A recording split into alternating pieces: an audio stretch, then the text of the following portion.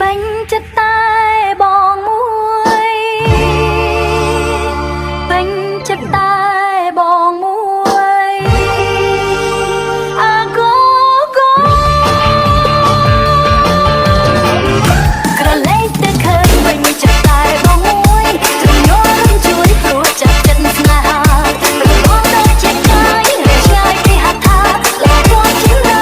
ប្រាថ្នាមិននឹងបាន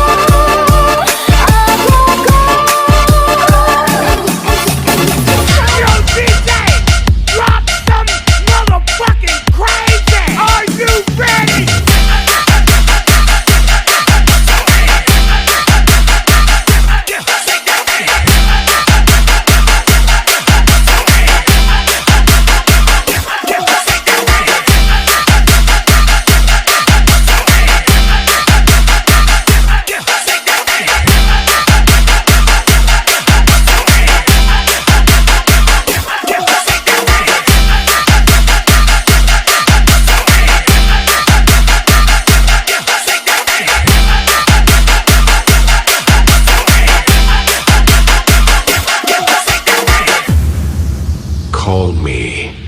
DJ CL ក្រឡេកទៅឃើញពេញចិត្តតែ